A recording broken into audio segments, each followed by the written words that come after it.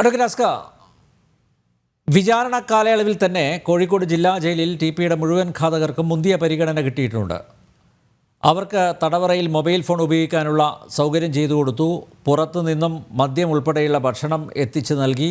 ജയിലിൽ രാജകീയ ജീവിതം നയിച്ചവർക്ക് വാരിക്കോരി പരോള് നൽകിയിട്ടുണ്ട്.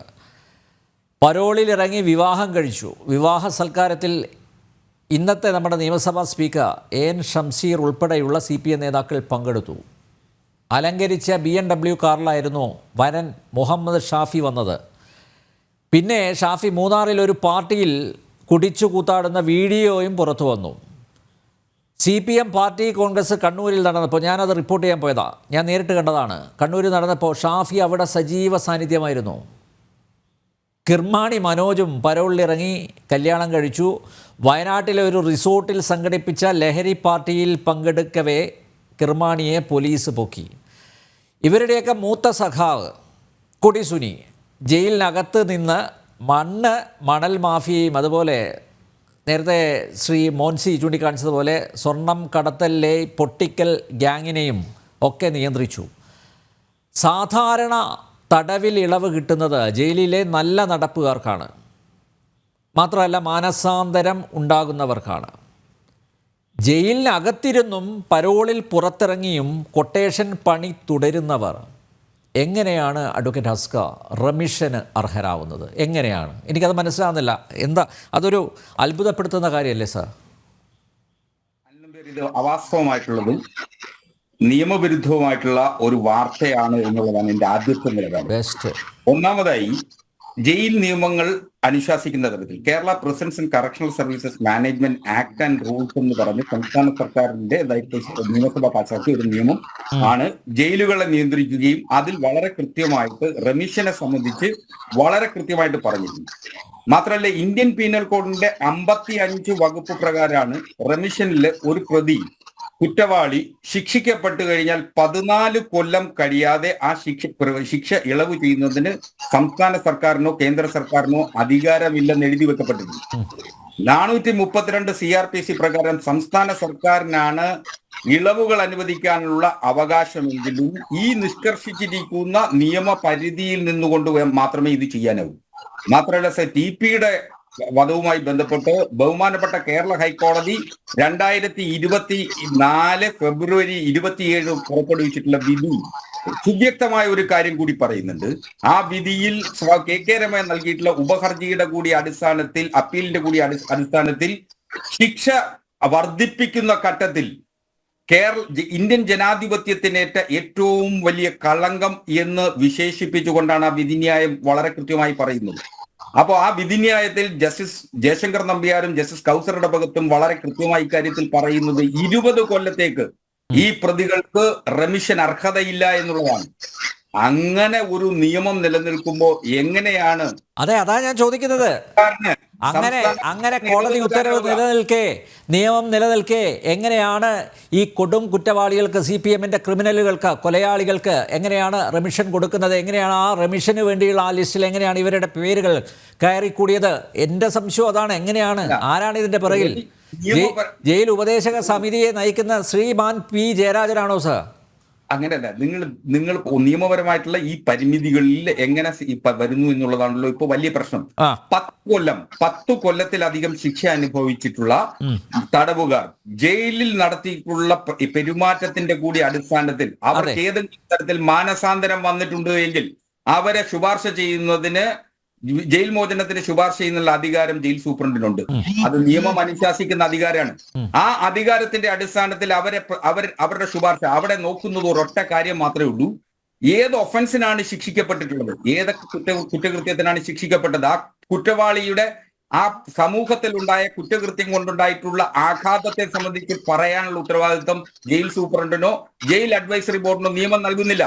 ആ നിയമത്തിന്റെ അടിസ്ഥാനത്തിൽ ഇപ്പൊ 12 കൊല്ലം കഴിഞ്ഞിരിക്കുന്നു പ്രതികൾ.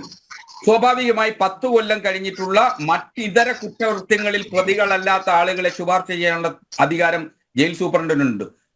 അതിന്റെ അടിസ്ഥാനത്തിലാണ് ചെയ്തിട്ടുള്ളത്. പക്ഷേ സംസ്ഥാന സർക്കാരിലേക്ക് എത്തുമ്പോൾ സഖാവ് P രാജീവ് എന്നിവ അസന്നിഗ്ധമായ കാര്യത്തെ സംബന്ധിച്ചിട്ടുള്ള നിലപാട് പറഞ്ഞു. സംസ്ഥാന സർക്കാരിന്റെ 432 CRPC പ്രകാരം ഒരു പ്രതിയെ, ഒരു കുറ്റവാളിയെ ശിക്ഷ ഇളവ് നൽകാൻ അധികാരമുണ്ടെങ്കിലും ഇതിൽ ബഹുമാനപ്പെട്ട ഹൈക്കോടതി 20 കൊല്ലത്തേക്ക് ശിക്ഷ ഇളവ് ചെയ്യരുത് എന്ന് നിഷ്കർഷിച്ചിട്ടുള്ള ഘട്ടത്തിൽ ബഹുമാനപ്പെട്ട സുപ്രീം കോടതിയിൽ നിൽക്കുന്ന അപ്പീലിന്മേൽ ഇനിയൊരു വിധി ഉണ്ടാകുന്നതുവരെ സംസ്ഥാന സർക്കാരിന് ചെയ്യാൻ അധികാരമില്ല. അങ്ങനെ ചെയ്യാനും പോകുന്നില്ല. നിങ്ങൾ വാർത്തകൾക്ക് വേണ്ടി എനിക്ക് മനസ്സിലാവാത്ത ഒരു കാര്യം നോക്കൂ, ഞാൻ വായിക്കണോ? സൂചനയിലെ സർക്കാർ ഉത്തരവിൽ പരാമർശിച്ചിരിക്കുന്ന മാനദണ്ഡപ്രകാരം തടവുകാർക്ക് സ്പെഷ്യൽ റെമിഷൻ അനുവദിക്കുന്നതിനായി പ്രസ്തുത തടവുകാരുടെ പോലീസ് പ്രൊബേഷൻ റിപ്പോർട്ടുകൾ സഹിതം ഫയലുകൾ സർക്കാരിലേക്ക് സമർപ്പിക്കുന്നതിനായി നിർദ്ദേശിച്ചിരിക്കുകയാണ്. ആയതിനാൽ താഴെ സൂചിപ്പിച്ചിട്ടുള്ള തടവുകാർക്ക് സ്പെഷ്യൽ റെമിഷൻ അനുവദിക്കുന്നതുമായി ബന്ധപ്പെട്ട് ടിയാന്മാരുടെ ബന്ധുക്കൾ, അയൽവാസികൾ, കുറ്റകൃത്യത്തിന് ഇരയായവർ അല്ലെങ്കിൽ അവരുടെ ബന്ധുക്കൾ എന്നിവരിൽ നിന്നുള്ള പ്രതികരണം ഉൾപ്പെടെയുള്ള അന്വേഷണ റിപ്പോർട്ട് സർക്കാരിലേക്ക് സമർപ്പിക്കുന്നതിനായി ഈ ഓഫീസിലേക്ക് വളരെ അടിയന്തരമായി അനുവദിച്ചു തരുന്നതിന് താല്പര്യപ്പെടുന്നു. Kannur central jail superintendent Kannur city police കമ്മീഷണർക്ക് അയച്ചതാണ്. അതിൽ 1, 2, 3, 4 TK രജീഷും അതുപോലെ 3 TK രജീഷും, പിന്നെ താഴോട്ടാണ് അണ്ണൻ സിജിത്തും അതുപോലെ മുഹമ്മദ് ഷാഫിയുടെയും പേരുകൾ തിരികെ കയറ്റിയിരിക്കുന്നത്. താങ്കൾ പറയുന്നതെല്ലാം ഞാൻ അംഗീകരിക്കുന്നു. എങ്ങനെയാണ് ഈ പേരുകൾ കടന്നുകൂടിയെന്നുള്ളതാണ്. 10 കൊല്ലത്തിലധികം ശിക്ഷ അനുഭവിച്ചിട്ടുള്ള പ്രതികൾക്ക് സ്പെഷ്യൽ റെമിഷന് അർഹതയുണ്ട്. ശുപാർശ ചെയ്യുന്ന അധികാരം കൃത്യമായി ജയിൽ സൂപ്രണ്ടിനുണ്ട്. അതായിക്കൊള്ളട്ടെ. പക്ഷേ താങ്കൾ പറഞ്ഞ പോലെ ഫെബ്രുവരിയിൽ ഹൈക്കോടതിയുടെ ഉത്തരവ് വന്നു. 20 വർഷ കാലാവധിയിൽ അവർക്ക് റെമിഷൻ പാടില്ല എന്ന് പറയുന്നു. 13-ാം തീയതിയാണ്, ജൂൺ 13-ാം തീയതിയാണ് ഈ കത്ത് കൊടുത്തിരിക്കുന്നത് സിറ്റി പോലീസ് കമ്മീഷണർക്ക്. അപ്പോൾ അത് ആരുടെ ഭാഗത്തു നിന്നുള്ള വീഴ്ചയാണ്? അങ്ങനെ വീഴ്ചയല്ലത്. അതിന് വീഴ്ചയായിട്ടല്ല കാണേണ്ടത്. അതിന്റെ റിപ്പോർട്ടുകൾ വരണം സംസ്ഥാന സർക്കാരിലേക്ക്. ഈ വിവരം വരുന്ന ഘട്ടത്തിൽ മാത്രമാണ് സംസ്ഥാന സർക്കാർ ആ കേസിന്റെ നിയമവകുപ്പ് നോക്കേണ്ടത്. ഞാനൊരു കാര്യം ചോദിച്ചോട്ടെ അസ്ക, ജയിൽ ഉപദേശക സമിതിയാണല്ലോ യോഗം കൂടി ഇത്ര പേർക്ക് റെമിഷൻ കൊടുക്കാം, അല്ല അങ്ങനെ ശുപാർശ ചെയ്യുന്നത് ജയിൽ ഉപദേശക സമിതിയാണല്ലോ, ആണോ അല്ലയോ? ആണോ? അങ്ങനല്ല. ജയിൽ സൂപ്രണ്ട് നൽകുന്ന ശുപാർശ, ആ ശുപാർശയുടെ അടിസ്ഥാനത്തിൽ പ്രദേശത്ത് ഇവർ താമസിക്കുന്ന വീട്ടിൽ ബന്ധുക്കൾ അവരുടെ സാഹചര്യം തുടങ്ങിയത് പരിശോധിച്ച് റിപ്പോർട്ട് കൊടുക്കേണ്ട ഉത്തരവാദിത്വം പ്രൊബേഷണറി ഓഫീസർക്കും അതുപോലെ പോലീസിനും ഉണ്ട്. ആ പോലീസ് അങ്ങനെ റിപ്പോർട്ട് വാങ്ങിയതിനു ശേഷമാണ് ജയിൽ അഡ്വൈസറി ബോർഡിലേക്ക് ഇത് വിടുന്നത്. ജയിൽ അഡ്വൈസറി ബോർഡും അപ്പോഴും ജയിലിനുള്ളിൽ നടത്തിയിട്ടുള്ള പെരുമാറ്റങ്ങളാണ് പരിശോധിക്കുക. അതിനുശേഷം സംസ്ഥാന സർക്കാരിലേക്ക് എത്തുമ്പോൾ നിയമവകുപ്പ് ആ ശിക്ഷിക്കപ്പെട്ട പ്രതികളുടെ ജഡ്ജ്മെന്റുകൾ പരിശോധിക്കേണ്ട ബാധ്യത നിയമവകുപ്പിനാണ്. ഒരു കാര്യം ചോദിച്ചോട്ടെ, ഈ പരിശോധിക്കുന്നത് അഡ്വക്കേറ്റ് അസ്ക, ഈ സെൻട്രൽ ജയിൽ സൂപ്രണ്ടിന് അകത്ത് കിടക്കുന്നവർ ചെയ്ത കുറ്റകൃത്യങ്ങളെ കുറിച്ച് യാതൊരു ബോധ്യവും ഇല്ല എന്നാണോ മനസ്സിലാക്കേണ്ടത്? അയാൾക്ക് ഇതിനെ കുറിച്ചൊന്നും അറിയില്ല. അയാൾക്ക് രജീഷിനെയോ അല്ലെങ്കിൽ മുഹമ്മദ് ഷാഫിയോ അല്ലെങ്കിൽ ഈ സിജിത്തിനെയോ ഒന്നും അറിയില്ല എന്നാണോ മനസ്സിലാക്കേണ്ടത്? അങ്ങൊരു കാര്യം ചെയ്യണം, ആ പേര് വരാൻ പാടില്ലല്ലോ. ഈ 3 പേര് വരാൻ പാടില്ലല്ലോ. മറ്റൊരു കാര്യം കൂടി ഞാൻ നേരത്തെ ഇവിടെ ചൂണ്ടിക്കാണിച്ചു അഡ്വക്കേറ്റ് അസ്ക, ഈ 56 പേരും CPM-കാരാണ്. എൻ്റെ നാട്ടുകാർ ഉൾപ്പെടെയുള്ളവരുണ്ട്. എൻ്റെ നാട്ടിൽ കൊലക്കേസിൽപ്പെട്ട് അകത്ത് കിടക്കുന്നവർ പോലും ഉണ്ട്. CPM-ന്റെ ക്രിമിനലുകളാണ്. അപ്പോ ഈ റെമിഷൻ എന്ന് പറയുന്നത് CPM-കാർക്ക് മാത്രമാണോ ബാധകം? ആണോ? ഇല്ല, അങ്ങനെ ഒരു ഏകപക്ഷീയമായി സംസ്ഥാന സർക്കാരിന് ചെയ്യാനാവില്ലെന്നേ. അങ്ങനെ ചെയ്യാൻ നിയമം അനുശാസിക്കുന്നില്ല. നിയമം അനുശാസിക്കുന്നില്ല, പക്ഷേ നിയമത്തിന് അതീതമായിട്ടാണല്ലോ സാർ പിണറായി വിജയൻ സർക്കാർ പ്രവർത്തിക്കുന്നത്. മാത്രമല്ല കേരളത്തിൽ പ്രത്യേക നിയമമാണല്ലോ. കേരളത്തിൽ എന്തിനും പ്രത്യേക നിയമമാണല്ലോ. അങ്ങനെ പറയാൻ കഴിയുമോ? സംസ്ഥാന സർക്കാർ ഏതെങ്കിലും നിയമവിരുദ്ധ പ്രവൃത്തി നടത്തിയാൽ ഇക്കാര്യത്തിൽ റെമിഷന്റെ കാര്യത്തിൽ ഒരു നിയമവിരുദ്ധ പ്രവൃത്തി നടത്തിയെന്ന് തന്നെ തീരുമാനിക്കൂ. ഇപ്പോ ഈ പറഞ്ഞ 3 പേർക്കും ശിക്ഷ ഇളവ് നൽകിയെന്ന് വിചാരിക്കൂ. കേരളത്തിലെ ഹൈക്കോടതി മിണ്ടാതിരിക്കുന്ന കരുതുന്നേ. 20 കൊല്ലം ചെയ്യരുത് എന്ന് പറയുന്ന കാര്യം സംസ്ഥാന സർക്കാരിന് നിയമവിരുദ്ധമായി ചെയ്യാൻ കഴിയുമോ? പിന്നെ നിങ്ങൾ ചോദിക്കുന്ന മറ്റൊരു കാര്യം, പരോൾ അനുവദിക്കുന്നു. 1 കൊല്ലം ശിക്ഷ അനുഭവിച്ച കുറ്റവാളി, ആ കുറ്റവാളിക്ക് തന്റെ ശിക്ഷാ കാലാവധിയുടെ 1/3 ദിവസങ്ങളിൽ പരോൾ ലഭിക്കുന്നതിന് 1 വർഷം 60 ദിവസം അല്ലേ അഡ്വക്കേറ്റ് അസ്ക? 1/3 1 വർഷം 60 ദിവസം എന്നാണ് ഞാൻ മനസ്സിലാക്കുന്നത്. 60 ദിവസം നിയമം ആദ്യം പറയുന്നു. പ്രത്യേക സാഹചര്യത്തിൽ ഇപ്പോ വിവാഹമോ മറ്റിതര മരണാനന്തര ചടങ്ങുകളോ ബന്ധുവിന്റെ രോഗാവസ്ഥയോ ഒക്കെ മനസ്സിലാക്കിക്കൊണ്ട് ആ പ്രത്യേക സാഹചര്യം പരിഗണിച്ച ആ പ്രത്യേക സാഹചര്യം രേഖപ്പെടുത്തിയാൽ 120 ദിവസം വരെ കൊടുക്കാം. ഈ റിസോർട്ടിൽ പോയി കുടിച്ചു കൂത്താടാനും അതുപോലെ ലഹരി ഉപയോഗിക്കാനൊക്കെ അത് എങ്ങനെയാ സ്പെഷ്യലായിട്ട് പിണറായി സർക്കാരിന്റെ മാത്രം അത് പ്രത്യേക ആനുകൂല്യമാണോ? അത് മനസ്സിലാവുന്നില്ല. ഞാൻ ഈ പറയുന്നത് TP വധത്തിലെ പ്രതികളുടെ കാര്യം. വധക്കേസിൽ ജീവപര്യന്ത തടവിന് ശിക്ഷിക്കപ്പെട്ട അകത്ത് കിടക്കുന്ന കൊടിസുനി ഒഴിച്ചുള്ള എല്ലാവർക്കും എത്ര കാലം പരോൾ അനുവദിച്ചു? ഇന്ന് ഞാൻ കെ രമയുമായിട്ട് സംസാരിച്ചു. അവർ നിയമസഭയിൽ രേഖാമൂലം ചോദ്യം നൽകിയിട്ടുണ്ട്. ഇതുവരെ മറുപടി കൊടുത്തിട്ടില്ല. ഈ പ്രതികൾ എത്ര കാലം പരോൾ അനുവദിച്ചു? ഇവർക്ക് എത്ര കാലം പരോൾ കൊടുത്തു? ആ ചോദ്യത്തിന് എന്താ മറുപടി കൊടുക്കാത്തത്? അനിൽജി, നിങ്ങളെല്ലാം പറയുന്നു എല്ലാം നിയമവിധേയമായിട്ട് പ്രവർത്തിക്കുന്ന ഒരു സർക്കാരാണ്, സംവിധാനമാണ് കേരളത്തിലുള്ളത് എന്ന് പറയുന്നു. പക്ഷേ നിങ്ങൾ എന്തുകൊണ്ട് മറുപടി കൊടുക്കുന്നില്ല? നാളെ നിങ്ങൾ ഈ കണ്ണൂരിലും വിയ്യൂരിലുമായൊക്കെ കഴിയുന്ന ഈ പ്രതികളുടെ, തവനൂരുമൊക്കെ കഴിയുന്ന പ്രതികളുടെ ജയിൽ സൂപ്രണ്ടിന് വിവരാവകാശ നിയമപ്രകാരം ഒരു അപേക്ഷ കൊടുക്കുന്നത് 30 ദിവസത്തിനുള്ളിൽ അതിന് മറുപടി കിട്ടും. അതാണ് നിയമം. 30 ദിവസത്തിനുള്ളിൽ അവർക്ക് എത്ര ദിവസം? പ്രിയപ്പെട്ട അസ്കർ, ഇന്ന് കെ രമ എന്നോട് പറഞ്ഞതാണ് അവർ നിയമസഭയിൽ രേഖാമൂലം ചോദിച്ചു, അവർക്ക് ഇതുവരെ മറുപടി കിട്ടിയില്ലെന്ന്. അപ്പൊ രമ കള്ളം പറയുന്നതാണോ അല്ലെ ഞാൻ കള്ളം പറയുന്നതാണോ? അങ്ങനല്ല, ഞാനും സഹ കെ രമയും മറ്റൊരു ചർച്ചയിൽ പങ്കെടുത്തിരുന്നു. ആ ചർച്ചയിൽ സഹ കെ രമ ഇതേ കാര്യം തന്നെ ഉന്നയിച്ചിരുന്നു. നിയമസഭ കെ രമ ഉന്നയിച്ചിട്ട് still pending, answer is pending എന്നാണ് ഇരിക്കുന്നത് എന്ന് സഹ കെ രമ തുറന്നു പറഞ്ഞിട്ടുണ്ട്. ഒരു സംശയം വേണ്ട കാര്യത്തിൽ.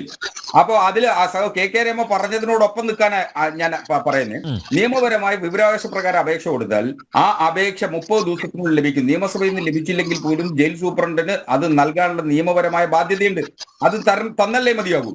അല്ലാതെ നമ്മൾ ഈ എവിടെയോ നടക്കാൻ പോകുന്നു എന്ന പ്രതീതി ഉണ്ടാക്കുന്ന ഒരു സംഭവത്തെ സംബന്ധിച്ച് ആരും ചെയ്യാൻ ആഗ്രഹിക്കുന്നതിന് മുമ്പേ അവരെ വെറുതെ വിടാൻ പോകുന്നു എന്ന അർത്ഥത്തിൽ ഒന്ന് പറഞ്ഞോട്ടെ, അസ്കറിനോട് ഒരു കാര്യം ഞാൻ പറഞ്ഞോട്ടെ. പറയൂ സർ. ഒരു കാര്യം പറഞ്ഞോട്ടെ മിസ്റ്റർ അസ്കർ, ഒരു കാര്യം പ്ലീസ്, ഒരു കാര്യം. ഇതിനകത്ത് വരുന്ന ഒരു വല്ല പ്രധാനപ്പെട്ട പക്ഷേ ഈ 3 പേർക്ക് പരോൾ ലഭിച്ചു അല്ലെങ്കിൽ ഇവരെ വിട്ടയച്ചു എന്ന് നിങ്ങൾ സങ്കല്പിക്കുക. നടക്കാതെ ഈ കിയാമത്ത് നാൾ നടക്കൂല, അത് വേറെ വിഷയം, നടക്കൂല. അങ്ങനെ ഒരു സംഭവം നടക്കുകയാണ് എങ്കിൽ വരാനിരിക്കുന്ന ദുരന്തം എന്താണ്? ഇതിനകത്ത് പെട്ടിരിക്കുന്ന ബാക്കിയുള്ള ഓരോ ആളുകളും ഓരോ ഘട്ടങ്ങളിലായി ഇതുപോലെ പുറത്തു വരും. ഇവിടെയാണ് പബ്ലിക് ഒപ്പീനിയൻ വളരെ പ്രധാനപ്പെട്ട ഘടകമായി തീർന്നത്.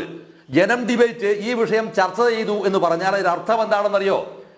ഇതിനകത്ത് കിടക്കുന്ന പ്രതികളെ ഒരു കാരണവശാലും പുറത്തേക്ക് വിടരുത് എന്ന് പറയുന്ന ജനാധിപത്യ ബോധമാണ് കാണിച്ചത്. ഈ ജനാധിപത്യ ബോധത്തെ എതിർക്കുക എന്ന് പറയുന്ന ഒരു പക്ഷത്ത് നിന്നുകൊണ്ട് പിന്നെ സഖാവ് അസ്കർ അതിൽ അഭ്യാസം നടത്തരുത്. അസ്കർ, അതൊരു വലിയ ക്രൂരതയാണ്. നിങ്ങൾക്ക് കാര്യം വളരെ വ്യക്തമായി ബോധ്യമുള്ള ഒരാളല്ലേ നിങ്ങൾ, അല്ലേ? കണ്ണൂർ സെൻട്രൽ ജയിലിലെ പോലീസ് സൂപ്രണ്ടിന്, ജില്ലാ ജയിൽ സൂപ്രണ്ടിന് അയാൾക്ക് എന്ത് ഉൾവിളിയാണ് വാസ്തവത്തിൽ ഇവരെ വിട്ടയക്കണമെന്ന് ഉള്ള ഒരു കത്തയക്കാനുള്ള കാരണം എന്താ? എന്ന കാരണമുണ്ടോ? ഇത് പുറത്തു നിന്ന് ഒരാൾ പറയാതെ ചെയ്യില്ലല്ലോ. അത് പറയുന്നത് ഏറ്റവും പ്രധാനപ്പെട്ട ഒരാൾ ആരായിരിക്കണം? ഐദർ കേരളത്തിലെ ചീഫ് മിനിസ്റ്റർ ആയിരിക്കണം, അല്ലെങ്കിൽ പി ജയരാജൻ ആയിരിക്കണം. ഉറപ്പല്ലേ? അതിന് തർക്കം ഉണ്ടാവില്ലല്ലോ. എന്തിനാണ് ഇവരെ വിട്ടയക്കുന്നത് എന്നുള്ളതാണ് ചോദ്യം. അത്തരം ഒരു പ്രപ്പോസൽ, അതാണ് ചർച്ചയുടെ തുടക്കത്തിൽ ഞാൻ പറഞ്ഞത്, അത്തരം ഒരു പ്രപ്പോസൽ വെക്കുന്നതിന് കാരണം എന്താണെന്ന് പറഞ്ഞാൽ കൊല നടത്തണമെന്ന് പ്ലാൻ ചെയ്തിരിക്കുന്നവർ, ഗൂഢാലോചന നടത്തിയവർ, അവർ ഇപ്പോഴും പുറത്താണ്. ഈ പുറത്തായിരിക്കുന്ന ആളുകൾ ഇവരെ ഇത്തരം ഒരു അറ്റംപ്റ്റ് നടത്തിയില്ല എങ്കിൽ, അവർ ഏതെങ്കിലും ഒരു ഘട്ടത്തിൽ അത് വിളിച്ചു പറയുകയാണ് എങ്കിൽ, ഈ പബ്ലിക്കിൽ ഇവരെല്ലാവരും തന്നെ ഇപ്പൊ മുഖം കീറിയിട്ടാണുള്ളത്, വേറെ വിഷയം. പക്ഷെ അവരെന്താണെന്ന് റിയലി അവരെ എക്സ്പോസ് ചെയ്യപ്പെടും. ഈ എക്സ്പോസിഷന്റെ അവസ്ഥയിൽ നിന്ന് ഒഴിവാകാനുള്ള ഏറ്റവും പ്രായോഗികമായ മാർഗം എന്താണ്? പാർട്ടി സഖാക്കളെ, അതായത് ഇത് വിശ്വസിക്കുന്ന പാർട്ടി സഖാക്കളെ പറ്റിക്കുക എന്നുള്ളതാണ്. ആ പറ്റിക്കുന്നതിന്റെ ഭാഗമായാണ് എന്ത് ചെയ്തത്? നടക്കില്ല എന്ന പൂർണ്ണബോധ്യമുള്ള ഒരു സംഭവം ഇതിനകത്ത് കൊണ്ടുപോയി ഇംപ്ലിമെന്റ് ചെയ്തു കൊടുത്തു. ഇവർ കൈമലർത്തി. ഇനിയിപ്പോ ഇവരെന്താണ് പറയുക? നിങ്ങൾ ഇപ്പൊ പറയുന്ന ഇതേ വാദമാണ് പറയുക. കാരണം സുപ്രീം കോടതിയുടെ വിധിയിൽ അവിടെ വരാതിരിക്കുന്നുണ്ട്, ഹൈക്കോടതി വിധി ഇവിടെ വന്നിരിക്കുന്നു, ഞങ്ങൾക്ക് എന്തെങ്കിലും ചെയ്യാൻ പറ്റും എന്ന് നിങ്ങളിപ്പോൾ ചർച്ചയ്ക്ക് വന്നുകൊണ്ട്, അല്ലെങ്കിൽ മറ്റൊരു ഘട്ടത്തിലാണെങ്കിൽ സ്വാഭാവികമായിട്ട് നിങ്ങൾ പറയുക എന്തായിരിക്കും? ഒന്നേ നിങ്ങൾ പറയുള്ളൂ. ആ പറയുന്ന സംഭവം എന്താണ്? ഇത് നടക്കാത്ത വിഷയമാണ്. ഇതിവിടെ വരിക വഴി എന്തായി തീർന്നു?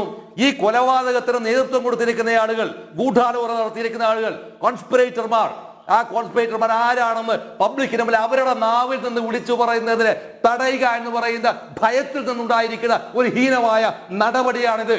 ഇതാണ് അതിൽ ഏറ്റവും ജനാധിപത്യപരമായിരിക്കുന്ന വിഷയം. ഈ ജനാധിപത്യപരമായ വിഷയത്തെ ജനാധിപത്യപരമായി കാണാൻ കോമ്രേഡ് അസ്കറിന് കാണാം. പക്ഷെ കോമ്രേഡ് അസ്കറിന് അത് കാണാൻ കഴിയുന്നില്ല എന്ന് പറഞ്ഞാൽ അർത്ഥം എന്താണെന്ന് പറഞ്ഞാൽ അത് ദുഃഖകരമാണ്, അത് വേദനാജനകമാണ്, അത് ശരിയല്ല മിസ്റ്റർ അസ്കർ. എന്റെ ചർക്കിതേ പറയാനുള്ളൂ, അത് ശരിയല്ല അസ്കർ. അഡ്വക്കേറ്റ് അസ്കർ, അപ്പോൾ തെറ്റ് തിരുത്തലല്ല പിണറായിസം, തെറ്റ് ആവർത്തിക്കലാണ് പിണറായിസം എന്നാണ് ഇപ്പോൾ തത്വത്തിൽ നമ്മൾ മനസ്സിലാക്കേണ്ടത്, അല്ലേ? കാര്യത്തിൽ വളരെ സുവ്യക്തമായ ഒരു നിലപാട് സംസ്ഥാന സർക്കാരിന് വേണ്ടി നിയമമന്ത്രി പറഞ്ഞിട്ടുണ്ട്. ഒരു തരത്തിലുള്ള റെമിഷനും അർഹതപ്പെട്ടവരല്ല. സംസ്ഥാന സർക്കാർ അത്തരത്തിൽ പരിഗണന നൽകിയിട്ടില്ല എന്ന് സംസ്ഥാന ഗവൺമെന്റിന്റെ നിയമമന്ത്രി പറഞ്ഞു കഴിഞ്ഞപ്പോൾ അവിടെ അടഞ്ഞ അധ്യായം. 2, TP ഒരു തരത്തിലും കൊല്ലപ്പെടേണ്ട ആളായിരുന്നില്ല എന്ന നിലപാടാണ് എന്നെ പോലുള്ള ആളുകൾക്കുള്ളത്. TPയുടെ മരണം നിർഭാഗ്യകരമായിരുന്നു, അത് വേദനാജനകവുമാണ്, ഒരു സംശയമില്ല. അത് തുറന്നു പറയുന്നതിന് ഒരു മടിയും എന്നെ പോലുള്ള ആളുകൾക്കില്ല, അത് പറഞ്ഞുകൊണ്ടേയിരിക്കും. പക്ഷെ അതിലെ പ്രതികൾ ജനാധിപത്യത്തിന് നേരെ നടത്തിയിട്ടുള്ള കടുത്ത ആക്രമണമാണ് എന്ന് ബഹുമാനപ്പെട്ട ഹൈക്കോടതി നിരീക്ഷിച്ചിട്ടുള്ള ഒരു വിധിന്യായത്തിൽ അതിനപ്പുറം അതിന് മുകളിൽ പറന്നുകൊണ്ട് ഏതെങ്കിലും തരത്തിൽ ആ പ്രതികൾക്ക് ഏതെങ്കിലും തരത്തിലുള്ള ഇളവ് സംസ്ഥാന സർക്കാർ ചെയ്യാൻ തയ്യാറായാൽ അത് ഇടതുപക്ഷ മൂല്യത്തകർച്ചയുടെ ഏറ്റവും വലിയ ഉദാഹരണമാവും. ഏതൊരു പ്രതികൾ കുറ്റവാളിക്കും ലഭിക്കേണ്ട അവർക്ക് ലഭിക്കുന്നതിന് ഒരു തടസ്സവും നിയമത്തിലില്ല. അവർക്ക് ലഭിക്കേണ്ടത് അവർക്ക് ലഭിച്ചേ മതിയാകൂ. അത് എല്ലാ കുറ്റവാളികളെ സംബന്ധിച്ചും ഒരേപോലെ തന്നെയാണ്. നമുക്ക് ബഹുമാനപ്പെട്ട ഹൈക്കോടതിയുടെ ഡിവിഷൻ ബെഞ്ച് ഫെബ്രുവരി 26 പ്രൊബേഷൻ ഓഫീസറിൽ നിന്നും അതുപോലെ ജയിൽ സൂപ്രണ്ടിൽ നിന്നും സൈക്കാട്രി എക്സ്പെർട്ടുകളിൽ നിന്നും ഈ പ്രതികളുടെ മാനസാന്തരത്തെ സംബന്ധിച്ച് റിപ്പോർട്ട് വാങ്ങിയിരുന്നു. ആ റിപ്പോർട്ട് സമഗ്ര പഠനത്തിന് ശേഷം മാത്രമാണ് ഫെബ്രുവരി 27 TP ചന്ദ്രശേഖരൻ വധത്തിന്റെ വിധിന്യായം പുറപ്പെടുവിക്കുന്നത്. അതിൽ വളരെ സുവ്യക്തമായി എഴുതി വെക്കപ്പെട്ടിട്ടുണ്ട്, അതിനപ്പുറം ഒരു തരത്തിലും സംസ്ഥാന സർക്കാരിന് മറികടക്കാനാവില്ല നിയമത്തെ. അങ്ങനെ മറികടക്കുന്നു എന്ന് നിങ്ങൾ വരുത്തി തീർക്കുന്നത് എല്ലാം നിയമത്തിനകത്ത് നിന്ന്, ആ ചട്ടക്കൂടിനകത്ത് നിന്നുകൊണ്ടാണല്ലോ ചെയ്യുന്നത് അല്ലെ? എല്ലാം സുതാര്യമായിട്ടാണല്ലോ ഇവിടെ നടക്കുന്നത്. അഡ്വക്കേറ്റ് അസ്കർ, രഹസ്യമായി ഇക്കാര്യത്തിൽ ഒരു കാര്യം തീരുമാനമെടുക്കാൻ കഴിയുമോ? ഏതെങ്കിലും ജയിലിലെ ഒരു പ്രതിയെ ശിക്ഷ ഇളവ് ചെയ്ത് സംസ്ഥാന സർക്കാരിന് വിടാൻ CRPCയിലെ 232 പ്രകാരം പ്രിയപ്പെട്ട ഹസ്കർ, TP ചന്ദ്രശേഖരനെ കൊന്നവരിൽ ഇപ്പൊ ശിക്ഷ അനുഭവിക്കുന്ന എത്ര പേർ ഇപ്പോൾ തടവറയ്ക്കകത്തുണ്ട്? താങ്കൾക്ക് പറയാൻ പറ്റുമോ? അഴിഞ്ഞാടുകയാണ് സാർ പുറത്ത്. ഇങ്ങനല്ല, നമുക്ക് എല്ലാ കേസിലെ ശിക്ഷാ പ്രതികളും സ്വാഭാവികമായി അവർക്ക് ലഭിക്കേണ്ട പരോൾ അനുമതികൾ ലഭിക്കുക തന്നെ വേണം. അതൊരു മനുഷ്യാവകാശ പ്രശ്നമാണ്. മനുഷ്യാവകാശ പ്രശ്നങ്ങളെ മനുഷ്യാവകാശ പ്രശ്നമായി സമീപിക്കുക.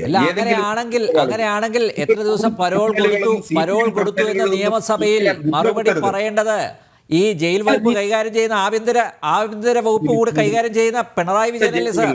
ഇത്രയും കാലമായിട്ട് എന്തുകൊണ്ടാ ഈ കൊലയാളികൾക്ക് എത്ര ദിവസം പരോൾ കൊടുത്തു? ഇവർക്ക് ഈ പറഞ്ഞതുപോലെ നിയമം അനുശാസിക്കുന്ന രീതിയിലുള്ള പരോളാണോ കൊടുത്തത്, അല്ലെങ്കിൽ അതിനപ്പുറം എന്തൊക്കെ ആനുകൂല്യങ്ങൾ കൊടുത്തു എന്ന് പറയാനുള്ള ആർജവം കൂടെ കാണിക്കണ്ടേ? എന്താ പതുങ്ങിയിരിക്കുന്നത്? അങ്ങനെയല്ല, അതിലുള്ള കാര്യം എന്ന് വെച്ച് കഴിഞ്ഞാൽ ഈ കേസിലെ പ്രതികൾ പല ജയിലുകളിലെ തിരുവനന്തപുരത്തും അതുപോലെ തന്നെ കണ്ണൂരും വിയ്യൂർ അതിസുരക്ഷാ ജയിലിലും തവനൂരിലും ഒക്കെയായി വിവിധ ദിവസങ്ങളിൽ വിവിധ ഘട്ടങ്ങളിലായിട്ടാണ് ജയിൽവാസം അനുഭവിച്ചിട്ടുള്ളത്. സ്വാഭാവികമായും അങ്ങനെ ലഭിക്കുന്ന വിവരങ്ങൾ ആരാഞ്ഞെടുക്കുന്നതിന്റെ കാലതാമസം ഇക്കാര്യത്തിൽ ഉണ്ടായിട്ടുണ്ടാവാം. അതുകൊണ്ടാണ് നിയമസഭയിൽ അതിന് മറുപടി പറയാൻ നൽകാതിരുന്നത്.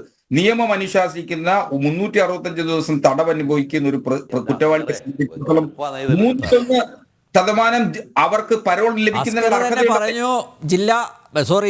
സെൻട്രൽ ജയിൽ സൂപ്രണ്ടിനെ റൈറ്റ് ടു ഇൻഫർമേഷൻ വഴി ചോദിച്ചു കഴിഞ്ഞാൽ കൃത്യമായിട്ട് കിട്ടുമെന്ന് പറയുന്നു. പിന്നെ എന്താ സാർ ഇത് തിരുവനന്തപുരത്ത് നിയമസഭയ്ക്ക് അകത്തെത്താത്തത്? അടുത്ത നിയമസഭാ സമ്മേളനത്തിനുള്ളിൽ കൊടുക്കുമല്ലോ. ഒരു മിനിറ്റ് ഞാൻ ഒന്ന് കളക്ട് ചെയ്യുന്നതിനുള്ള ശ്രമം നടക്കുകയാണ് അവിടെ. അസ്കർ ഒരു നിമിഷം. മോൻസി, അസ്കർ പറയുന്നത് ശരിയാണോ? ശ്രീ മോൻസി. അല്ല, അങ്ങനെ 100% ശരിയാണെന്ന് അംഗീകരിക്കാൻ പ്രയാസമുണ്ട്. ഇപ്പോ അഡ്വക്കേറ്റ് അസ്കർ പറയുന്നത് ഒരു ജനാധിപത്യ രാജ്യത്ത് പ്രവർത്തിക്കുന്ന രാഷ്ട്രീയ പാർട്ടി അതിന്റെ അനുഭാവിയോ പ്രവർത്തകരോ ആരാവട്ടെ ന്യായീകരിക്കാൻ വേണ്ടി എന്തെങ്കിലുമൊക്കെ പറയാം. പക്ഷെ ജനങ്ങൾ കാണുന്നത് ഈ പറയുന്ന പോലെയുള്ള കാര്യങ്ങളല്ല. ഇപ്പൊ ജയിൽ സൂപ്രണ്ട് കത്ത് കൊടുത്തു അല്ലെങ്കിൽ അങ്ങനെ റിപ്പോർട്ട് കൊടുത്തു എന്ന് പറയുമ്പോൾ ആരെ ഈ ജയിൽ സൂപ്രണ്ടുമാരെയൊക്കെ നിയമിക്കുന്നത് ആരാ? നമ്മുടെ രാജ്യത്തുള്ള ഉന്നത ഉദ്യോഗസ്ഥന്മാര് ഭരിക്കുന്ന രാഷ്ട്രീയ പാർട്ടികൾക്ക് വേണ്ടി പാദസേവ ചെയ്യുന്നതിന്റെ ഒരു ചെറിയ ഭാഗമാണ് ഈ കാണുന്നത്. ഇവിടെ പ്രശ്നം കേരളത്തിലെ മുഴുവൻ ആളുകൾക്കും അറിയാം. ഈ പറയുന്ന TP ചന്ദ്രശേഖരൻ വധക്കേസിലെ പ്രതികള് ജയിലിനകത്ത് ഒരുപാട് കുഴപ്പങ്ങൾ വേറെ ഉണ്ടാക്കിയിട്ടുണ്ട്. അവർ ജയിലിനകത്തിരുന്ന് പുറത്ത് പല ഇടപെടലുകളും നടത്തിയിട്ടുണ്ട്. ഇനി പരോള് കിട്ടി നാട്ടിൽ വരുമ്പോ അവര് അർമാദിക്കുന്നതിന്റെ ചില ദൃശ്യങ്ങളും സോഷ്യൽ മീഡിയ വഴി പുറത്തു വരുന്നുണ്ട്. ഇവർക്ക് നേരത്തെ നിങ്ങൾ തന്നെ സൂചിപ്പിച്ചതുപോലെ ഈ എന്താ പറയാ അവരുടെ വിവാഹം നടത്തി കൊടുക്കുന്നു. അതിനകത്ത് ഉന്നതരായ രാഷ്ട്രീയ നേതാക്കന്മാരും ജനപ്രതിനിധികളും പങ്കെടുക്കുന്നു. ഇതൊക്കെ കൊടുക്കുന്ന സൂചന എന്താ അല്ലെങ്കിൽ പാഠം എന്താ? ഇത്തരം കൊലപാതകം നടത്തുന്നവർക്കും ഇത്തരം കുഴപ്പങ്ങളുള്ള ആളുകളെ ഒക്കെ തന്നെ പ്രൊട്ടക്ട് ചെയ്യാനും സംരക്ഷിക്കാനും ഒരു വലിയ സംവിധാനം ഉണ്ടെന്നുള്ളൊരു ബോധമാണ് ഉണ്ടാക്കി കൊടുക്കുന്നത്. ഞാനിപ്പോ ഇന്നലെ പുറത്തു വന്ന ഒരു വിഷയം കൂടെ പറയാം. ഇപ്പൊ വി അജിത് കുമാർ ശിശുക്ഷേമ സമിതിയിലെ തിരുവനന്തപുരത്ത് ജോലി ചെയ്യുന്ന CPM-ന്റെ ഒരു പ്രവർത്തകനാണ്.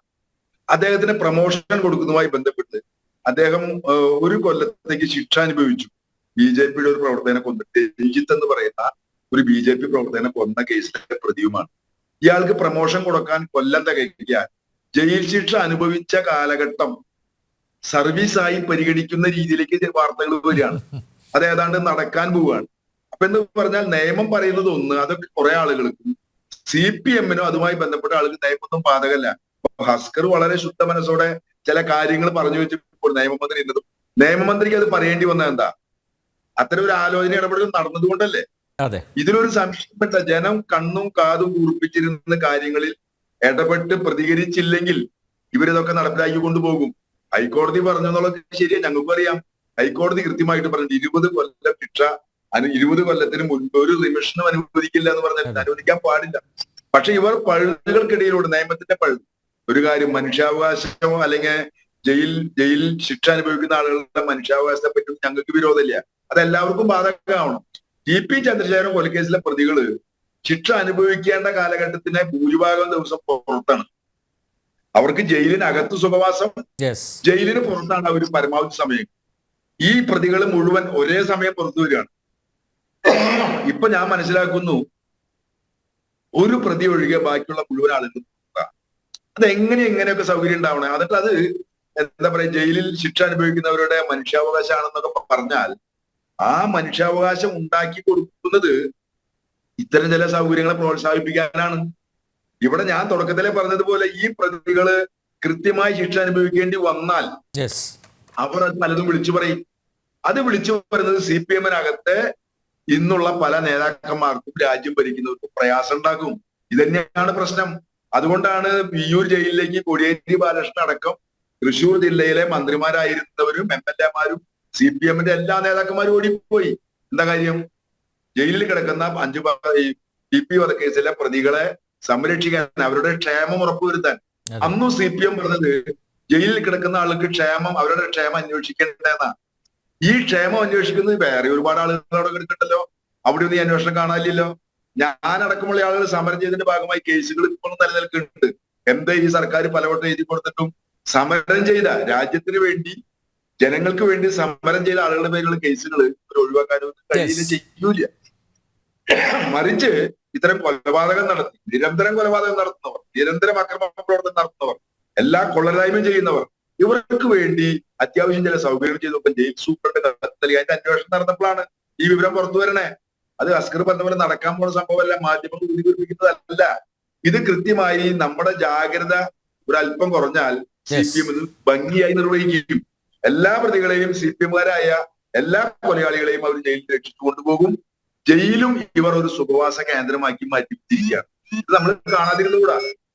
നമ്മളിങ്ങനെ ചർച്ച നടത്തി പോകുമ്പോഴും നിരന്തരം ചർച്ച ചെയ്യുമ്പോഴും ഒരു ഭാഗത്ത് CPM ഈ കൊള്ളരായ്മകൾ മുഴുവൻ ചെയ്യുന്നതിനെ പ്രോത്സാഹിക്കും.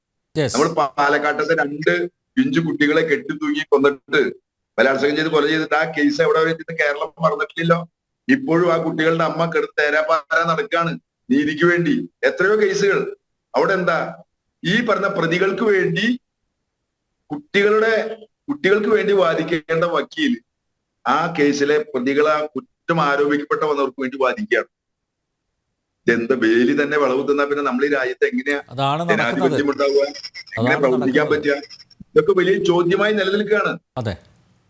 അപ്പോൾ അഡ്വക്കേറ്റ് അസ്കർ, താങ്കൾ കുറെ കൂടി യാഥാർത്ഥ്യ ബോധത്തോടുകൂടി ഈ വിഷയങ്ങളെ കൈകാര്യം ചെയ്യണമെന്ന് അഭ്യർത്ഥിക്കുകയാണ്. എന്തായാലും സമയപരിമിതി കൊണ്ട് ചർച്ച ഇവിടെ അവസാനിപ്പിക്കുകയാണ്. TP-യെ കൊന്നതിൽ പാർട്ടിക്ക് പങ്കില്ലെന്ന് ആവർത്തിക്കുമ്പോൾ ലക്ഷങ്ങൾ ഫീസ് വാങ്ങുന്ന അഭിഭാഷകരെ, ക്രിമിനൽ അഭിഭാഷകരെ ഇറക്കിയാണ് കേസ് നടത്തിയത്. എല്ലാവർക്കും അറിയാം. പാർട്ടി കൊലയാളികൾക്ക് ഞാൻ നേരത്തെ ചൂണ്ടിക്കാണിച്ച പോലെ തടവറയിൽ എല്ലാ സൗകര്യവും ചെയ്തു കൊടുത്തു, യഥേഷ്ടം പരോൾ അനുവദിച്ചു. ഹൈക്കോടതി നിർദ്ദേശമുണ്ടായിട്ടും കൊലയാളികൾക്ക് നൽകിയ പ്രത്യേക പരിരക്ഷ തുടരുകയാണ്. ഇപ്പോഴിതാ ഈ ക്രിമിനലുകളെ വിട്ടയക്കാനാണ് നീക്കം. അതിനർത്ഥം പാർട്ടി മാത്രമല്ല സർക്കാരും കൊലയാളികൾക്ക് ഒപ്പമാണ്. കൊലയാളികൾക്ക് സർക്കാരിൻ്റെ കരുതൽ. ജന ഡിബേറ്റ് ഇവിടെ പൂർണ്ണമാകുന്നു. ചർച്ചയിൽ പങ്കെടുത്ത എല്ലാ അതിഥികൾക്കും നന്ദിയൊപ്പം പ്രേക്ഷകർക്കും.